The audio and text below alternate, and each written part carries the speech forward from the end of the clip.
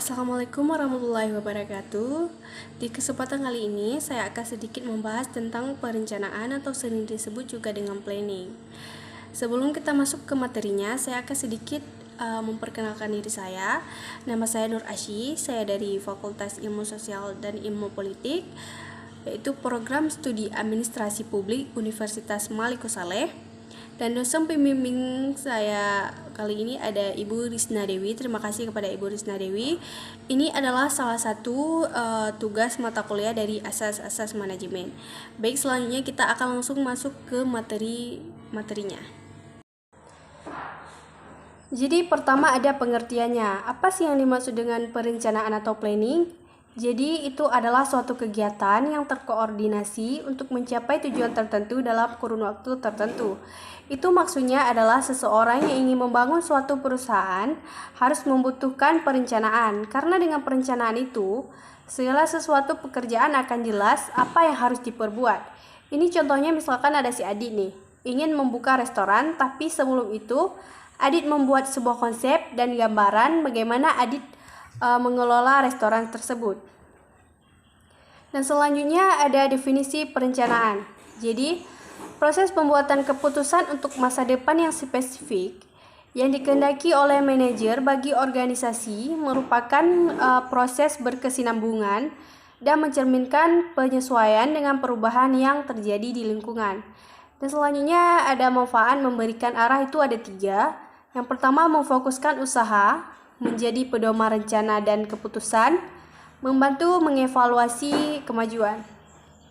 Dan juga ada tipe atau jenis tingkatan perencanaan dalam organisasi. Itu ada beberapa. Yang pertama ada rencana strategis atau strategic plan, rencana operasional atau operational plan, didesain oleh manajer tingkat atas, disusun untuk memenuhi sasaran organisasi secara luas, mengatur tentang hubungan organisasi dengan organisasi lain, didesain oleh manajemen tingkat menengah atau bawah, disusun untuk melaksanakan atau mengimplementasikan rencana strategis dalam kegiatan sehari-hari, mengatur tentang hubungan orang dalam suatu organisasi.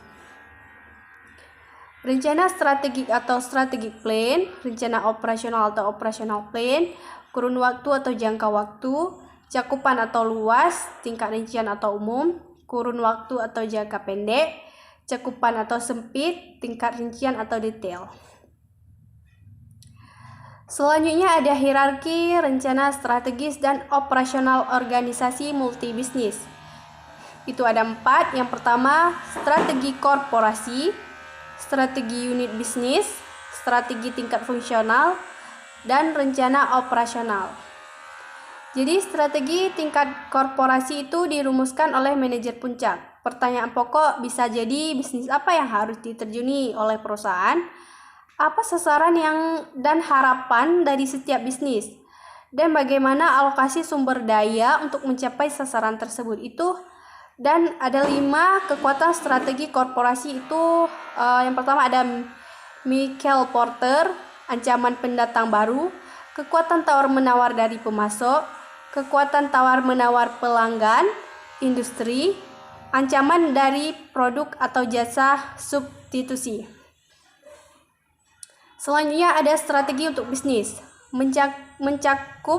menyangkut cara mengelola, minat dan operasi ini bisnis tertentu. Pertanyaan pokok bisa jadi bagaimana bisnis bersaing di pasarnya, produk atau jasa apa yang harus ditawarkan, pelanggan mana yang akan dilayani, bagaimana distribusi sumber daya dalam bisnis.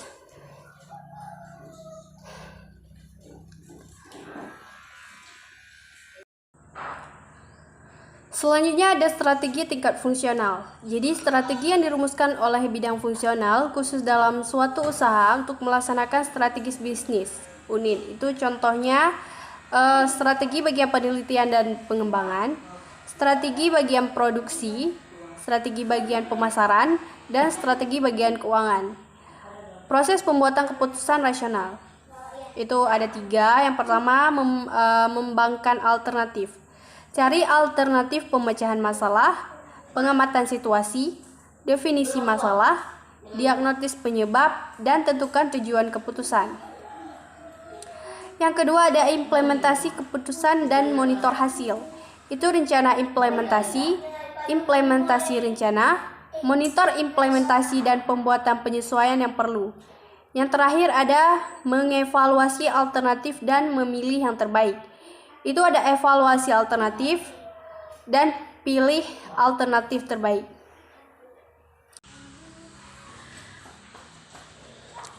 Saya kira hanya ini yang dapat saya presentasikan tentang perencanaan atau planning. Terima kasih kepada Ibu Risna Dewi dan terima kasih kepada yang sudah menonton. Lebih dan kurang saya mohon maaf. Wabillahi taufiq wa hidayah. Wassalamualaikum warahmatullahi wabarakatuh.